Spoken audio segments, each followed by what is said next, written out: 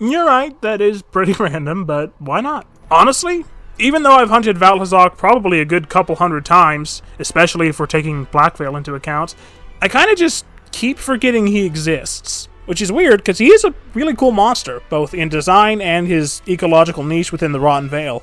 Actually, he feels way more connected to the environment than most Elder Dragons do. It's weird. I like Val Hazak, but only when I'm actively reminded that Val Hazak exists.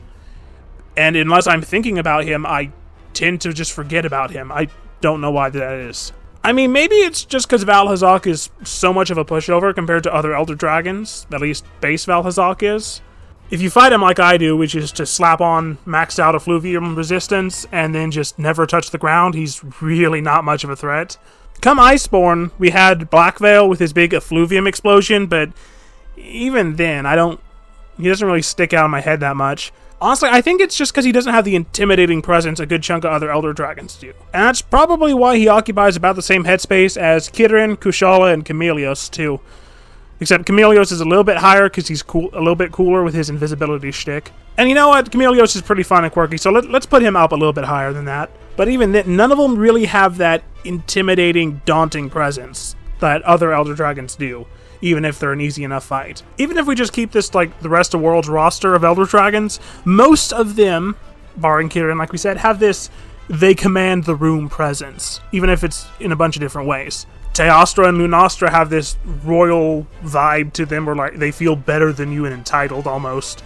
Nergigante has this savage ferocity to him, even if he is laughably easy once you learn him. Xeno'jiiva, in addition to being massive, has this otherworldly presence. And I mean, Zoro Magnaros is a literal walking mountain of fire. Even if the fight itself is easy, it feels like an accomplishment.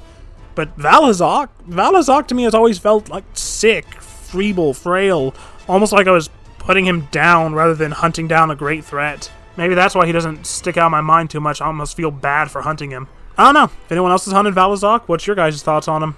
And you know, honestly, what do you guys think is going to be the Elder Dragon situation with Wilds? Because, I mean, we got Gormagala, but he's a question mark, you know? I mean, sure, Shagaru is an Elder Dragon, but we haven't seen a single hint of an actual confirmed Elder Dragon in Wilds. I mean, Arcveiled might become an Elder Dragon when he becomes Unchained Arcveiled, as implied by the one we get to find in the beta being Chained Arcveiled, but he might not, and we haven't heard anything about Elder Dragons as far as I know, so maybe Wilds isn't even going to have Elder Dragons, which would be crazy. Again, please share your speculations.